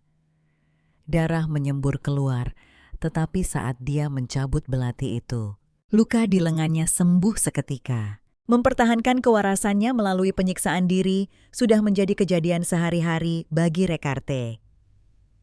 Jika tidak, kemarahan dan keputusasaan mengerikan di dalam hatinya akan mendorongnya untuk menghancurkan setiap makhluk hidup yang terlihat. Dia terhuyung-huyung menuju kamar tidur. Inilah kutukan yang harus ditanggung oleh setiap Adipati Agung. Tyson, tidak ada obat untuk menyembuhkannya, juga tidak ada solusi untuk mematahkannya. Rasa sakit itu mengikutinya seperti bayangan sampai hidup mereka berakhir. Rekarte sesekali bertanya-tanya, jika dia membunuh Kaisar sebelumnya dengan tangannya sendiri saat dia masih hidup, apakah dia akan merasa lebih baik? Pikiran harus menderita melalui penderitaan ini. Selama 10 hari lagi membuatnya merasa seperti akan gila. Seharusnya aku bunuh saja semua orang. Dia menggumamkan kutukan pelan, tetapi sisa kewarasannya. Berulang kali memperingatkannya untuk tidak melakukan itu. Setiap tahun pada saat ini, Rekarte akan mengunci diri di kamarnya, menolak siapapun mendekat. Waktu yang tak tertahankan berlalu dengan lambat dalam penderitaan dan perjuangan seperti itu. Ini adalah hari pertama Alicia tinggal di Kastil Tyson. Para pembunuh telah mengubah metode mereka dan membakar istana Lily. Sampai istana diperbaiki, dia hanya bisa tinggal di sini untuk sementara. Dia bermaksud memanfaatkan kesempatan ini untuk pergi berburu monster iblis, tetapi Rekarte dengan tegas melarangnya. Alasannya sederhana saja, wilayah Tyson tidaklah damai. Sebelum pergi, dia memberikan peringatan misterius, kunci pintumu di malam hari. Siapa sangka keesokan harinya, dia akan menerima kabar bahwa Rekarte sakit. Alicia penuh dengan keraguan. Seorang pria yang disebut iblis yang dikabarkan bisa pergi berperang keesokan harinya. Bahkan setelah ditusuk pedang, bagaimana mungkin dia bisa tiba-tiba jatuh sakit? Terlebih lagi, sikap sebagian besar pelayan terasa aneh. Mereka tidak menunjukkan tanda-tanda kecemasan, dan bahkan dokter pun tidak pernah muncul. Memikirkan hal ini, dia mengusulkan untuk mengunjungi Rekarte. Sang ajudan tidak hanya tidak menghentikannya, tetapi justru aktif memimpin jalan. Kamar Rekarte kosong dan sunyi. Sepanjang jalan, bahkan seorang penjaga pun tidak terlihat, apalagi para pelayan. Wajahnya sepucat kertas dot model. Terlihat sangat sakit, sesekali dia sedikit kejang karena kesulitan bernapas. Dia tampak seperti baru saja diangkat dari air. Alicia mengeluarkan sapu tangan dan menyeka keringat dingin dari dahinya. Tiba-tiba dia teringat pertemuan pertama mereka. Saat itu kondisi Rekarte juga mirip. Dia mencoba meniru tindakannya hari itu, menggenggam tangannya dengan lembut. Apa rasa sakitnya berkurang jika disentuh seseorang? Tapi lalu kenapa dia menyuruh semua orang pergi larut malam? Recarte terhuyung-huyung masuk ke kamar Alicia. Dia berdiri di depan tempat tidur gadis itu. Alicia merasakannya dan membuka mata dari tidurnya. Yang mulia, suara serak pria itu terdengar nyaris memohon. Maafkan aku Alicia, ini pasti sangat membingungkanmu. Tapi kumohon. Gadis itu bangun dengan panik. Tiba-tiba Recarte meraih tangannya. Tolong, jangan lepaskan. Alicia menatapnya dengan bingung. Ekspresinya tampak seolah-olah dia akan menangis kapan saja. Detik berikutnya pria itu kehilangan kekuatannya dan jatuh ke pelukannya. Gadis itu benar-benar bingung. Grand Duke yang mulia. Dia tidak melepaskan Recarte karena tubuhnya sangat dingin. Sinar matahari masuk ke kamar tidur dari jendela. Recarte diam-diam memperhatikan Alicia. Rasa sakit yang menyiksanya selama 14 tahun berhasil diredam dengan sempurna untuk pertama kalinya. Dia tidak begitu ingat kejadian semalam, tapi genggaman tangan yang erat dan perapian yang menyala terang membuatnya bisa menebak secara kasar apa yang telah terjadi. Sejak pertemuan pertama mereka, dia telah menemukan bahwa selama Alicia menyentuhnya, rasa sakitnya akan hilang. Dia tahu fakta ini dengan jelas, namun dia sengaja menghindarinya. Tapi sekarang, dia harus menyerah untuk berjuang. Orang ini adalah satu-satunya keselamatannya. Recarte dengan lembut menyentuh pipi Alicia dengan punggung tangannya. Bulu mata gadis itu sedikit bergetar. Dia terkejut dan buru-buru menarik tangannya. Tidak lama kemudian Alicia terbangun. Dia hampir tidak tidur sama sekali semalam. Gadis itu tiba-tiba teringat Recarte. Suaranya datang dari sampingnya. Tidak apa-apa untuk melepaskannya sejenak. Recarte menatapnya, senyuman yang telah lama hilang muncul di wajahnya. Apa kau mau istirahat lebih lama lagi? Alicia masih sedikit khawatir. Apa Anda sudah baikan? Dia menggenggam tangannya lagi. Seharusnya aku yang bertanya, apa kau tidak nyaman? Gadis itu tersenyum sigap. Aku baik-baik saja. Recarte terdiam sejenak sebelum tiba-tiba berbicara. Aku tahu kau pasti berpikir aku sangat aneh sekarang. Alicia menggelengkan kepalanya. Tidak. Yang mulia, bukannya aneh. Aku justru penasaran. Bisakah Anda memberitahuku apa yang terjadi pada Anda? Mata Recarte meredup. Dia berbicara perlahan. Baiklah, tapi berjanjilah kau tidak akan memberitahu siapapun. Meskipun aku tidak tahu alasan pastinya aku terikat pada tempat ini. Jika aku meninggalkan Tyson, aku tidak bisa bertahan hidup. Meskipun matanya penuh cinta, dia mengucapkan kata-kata kejam dengan nada yang paling lembut. Alicia, jangan menikah denganku. Baru saja Recarte telah mengakui rahasia kutukan itu padanya. Jika dia meninggalkan Tyson, untuk waktu yang lama, dia akan mati karena kutukan yang semakin kuat. Kau ingat pertemuan pertama kita? Dulu tidak seberapa, tapi sekarang adalah waktu dalam setahun. Saat kutukanku kambuh paling parah. Melihat ekspresi khawatir gadis itu, Recarte malah tersenyum. Jangan pasang wajah seperti itu. Aku sudah bertemu orang yang bisa mengubah segalanya. Mata Alicia langsung terbelalak. Siapa itu? Saat Recarte menatapnya sambil tersenyum, dia tersentak sadar. Apakah orang itu? Aku. Recarte menghilangkan senyumnya, nadanya menjadi sangat serius.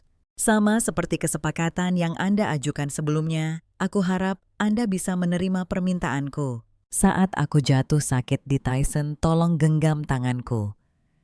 Dia berhenti sejenak lalu menambahkan, apapun yang kau mau, selama itu bukan takhta, aku bisa memberikannya padamu.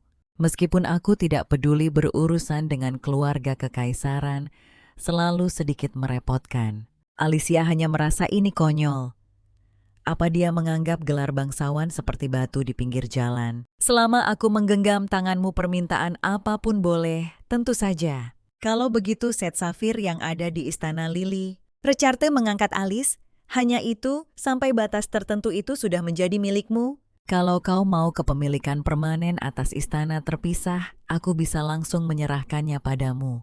Alicia berpikir ini terlalu mudah saat dia mendengar pria itu mengganti topik. Namun ada syarat tambahan. Hatinya mencelos. Apa itu? Kau tidak boleh membiarkan siapapun tahu bahwa kau bisa menghilangkan rasa sakitku, terutama keluarga kekaisaran. Kenapa bukankah mereka keluargamu? Recarte melepaskan tangannya, karena kalau mereka tahu, besok kau akan menjadi istri Adipati Agung Tyson. Apa maksudnya pria itu terdiam lama? Sebelum berbicara pelan, Alicia, jangan menikah denganku. Gadis itu menatapnya dengan tatapan kosong. Tadi malam pria ini memohon padanya untuk tidak melepaskannya. Dalam sekejap mata dia bilang tidak mau menikahinya. Sebenarnya Alicia tidak terlalu menyukai Recarte. Tidak ada cinta pada pandangan pertama. Tapi kalimat ini tetap membuatnya merasakan frustrasinya. Penolakan, mungkin karena tanpa sadar dia telah memutuskan bahwa karena pertunangan sudah ditetapkan mereka berdua, pada akhirnya akan menjalani pernikahan bisnis. Jadi penolakan ini yang tegas, namun diwarnai dengan kelembutan, membuatnya sangat kesal. Tepat saat pikirannya sedang kacau, kutukan Recarte kambuh lagi. Dia meringkuk di tempat tidur kesakitan, sambil mengerang keras. Mata amber yang menatapnya itu seolah kehilangan fokus. Alicia langsung bergegas menghampirinya. Dia menutupi dahi pria itu dengan tangannya. Maaf, aku terlambat. Dia tiba-tiba tersadar. Kenapa dia tadi marah-marah pada orang sakit? Kenapa kau tidak memberitahuku? Recarte melihat dengan jelas bahwa yang datang adalah Alicia, dan senyum lemah langsung muncul di wajahnya. Hanya sebentar, tidak apa-apa. Alicia menghela napas dan melembutkan suaranya. Apa yang bisa kulakukan agar kau lebih cepat membaik? Recarte menjawab dengan patuh. Rasa sakitnya hilang di bagian yang disentuh tanganmu. Dia meletakkan tangannya di dahi pria itu lagi. Seperti ini, saat napasnya perlahan-lahan menjadi teratur. Recarte memiringkan kepalanya sedikit lebih dekat padanya. Menggenggam tangan saja sudah cukup. Alicia menatapnya dalam diam. Dia menyadari bahwa pria ini sepertinya menjadi sangat manja saat sedang lemah. Recarte berinisiatif meraih tangannya. Saat ini ekspresinya sangat menyedihkan. Jangan lepaskan aku. Hati Alicia terasa seperti baru saja dipukul oleh sesuatu. Melihatnya seperti ini, kemarahannya yang tadi langsung lenyap. Melalui percakapan mereka, dia akhirnya mengerti bahwa selama dia menggenggam tangannya, rasa sakitnya akan perlahan mereda. Tapi begitu dia melepaskannya, rasa sakit itu akan kembali menyiksanya. Recarte tiba-tiba berbicara. Kenapa kau menatapku seperti itu? Gadis itu mengucapkan isi hatinya. Karena menurutku kau sangat menyedihkan. Dihadapkan dengan ucapan yang hampir menyinggung ini, dia sama sekali tidak keberatan. Nada bicara Recarte lembut dengan sedikit nada main-main.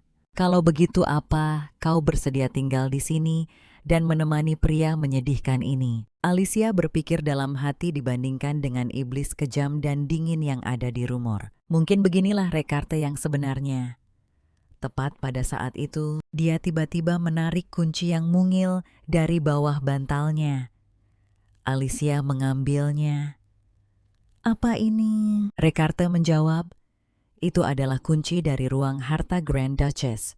Gadis itu baru pertama kali menyadari bahwa dirinya sudah mati. Saat dia berada di neraka, dia tidak pernah merasa lapar, dan sekarang dia justru melihat ciri yang sama pada Recarte.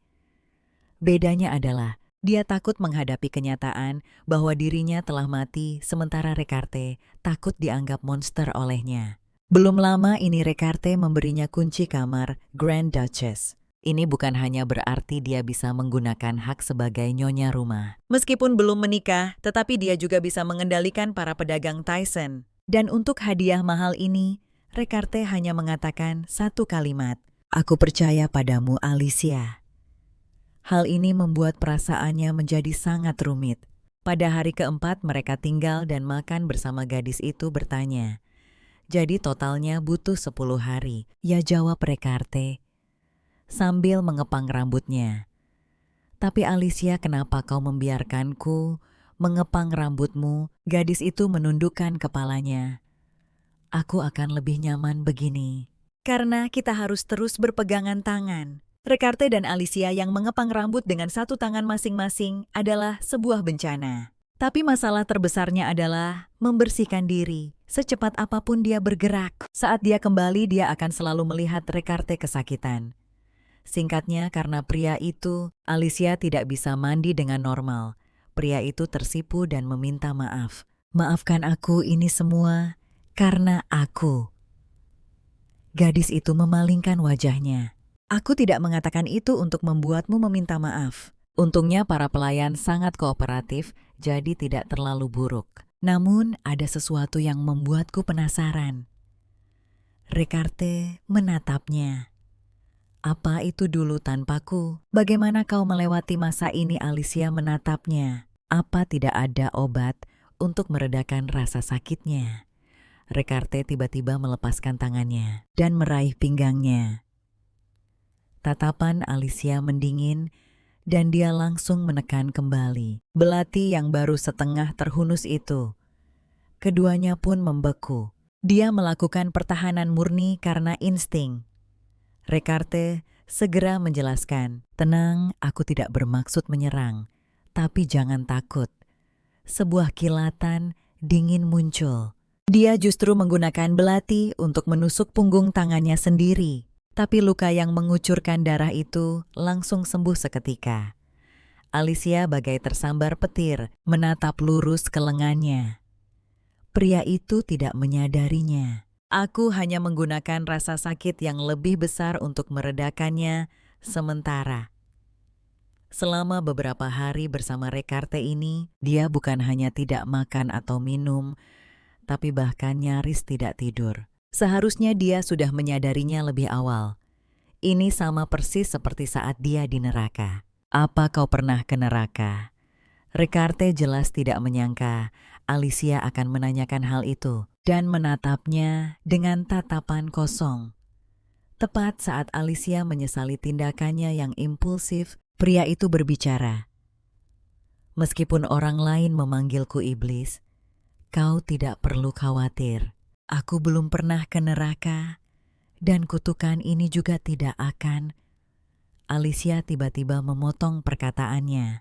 "Kenapa harus menjelaskan?" Rekarte menatapnya dengan tatapan yang sangat rumit. "Karena aku tidak ingin kau juga memandangku seperti itu." "Lalu bagaimana aku harus memandangmu?" Pria itu menjawab perlahan, seperti sebelumnya.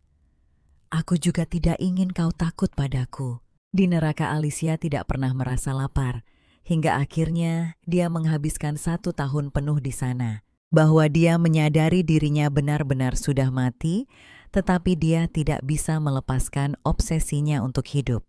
Dia memaksa dirinya menelan apapun yang bisa dimakan, tetapi tubuhnya tidak bereaksi dan bahkan tidak bisa mencernanya. Pada akhirnya, dia hanya bisa menyerah, menerima kenyataan bahwa dia sudah mati. Cara Rekarte berjuang dalam kesakitan, mengingatkannya pada dirinya sendiri di masa lalu. "Aku tidak takut padamu, kau hanya mengingatkanku pada seseorang." Sejak hari itu, Alicia mulai mengajukan permintaan sederhana kepada Rekarte, seperti makan bersama. Saat Rekarte ragu-ragu, dia akan mengancamnya. "Bukankah kau sudah berjanji selama aku memegang tanganmu, kau akan melakukan apa saja? Apa aku harus melamarmu sekarang juga?" Mendengar kata pernikahan, Rekarte sangat ketakutan hingga dia langsung duduk dengan patuh.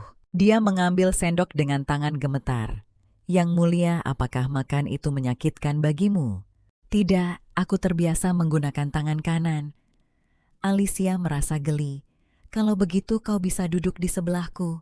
Dengan syarat tidak melepaskan genggaman tangan mereka, perlahan menemukan cara yang nyaman untuk bergaul. Rekarte menceritakan banyak hal tentang wilayah Tyson, serta informasi tentang keluarga kekaisaran. Tepat saat siklus kutukan hampir berakhir, sebuah laporan mendesak tiba-tiba datang dari istana kekaisaran. Kaisar ingin selirnya melahirkan di dalam istana dan ayah wanita ini adalah Markis Mana, yang tak lain adalah musuh politik terbesar Recarte. Pada saat ini, Alicia membuat ramalan ketiganya kepada Recarte. Grand Duke, iblis yang lajang sejak lahir, dipeluk oleh lawan jenis untuk pertama kalinya. Recarte membeku di tempat seolah-olah tak bisa bergerak. Baru setelah suara Alicia terdengar, dia tiba-tiba tersadar kembali. Dengan sisa waktu 2 hari, menjelang akhir siklus kutukan, sebuah kabar gembira dari istana memecah ketenangan. Putri dari musuh politik terbesar Recarte hamil anak kaisar. Markis Mana memimpin faksi lama mendiang kaisar. Dia menjadi kekuatan penyeimbang di dalam kekaisaran. Jika putrinya melahirkan seorang pewaris di istana, keseimbangan kekuatan yang rapuh ini akan runtuh sepenuhnya. Keesokan paginya Recarte berkemas seperlunya, bersiap untuk segera kembali ke ibu kota kekaisaran. Tanpa diduga, Alicia mengikutinya dari belakang. Gadis itu tersenyum polos, namun senyum itu entah kenapa membuatnya gugup. Dia berinisiatif memegang tangannya, menuntut untuk menemaninya dengan alasan kutukan. Recarte baru saja akan menolak ketika rasa sakit yang tajam menusuk otaknya. Dia menahan napas menahannya. Detik berikutnya Alicia memeluknya erat. "Apa kau merasa lebih baik?" Recarte membeku. Apa suara di kepalamu sudah hilang?" Dia mengangguk kaku mengatakan ya. Alicia dengan lembut membelai sisi wajahnya.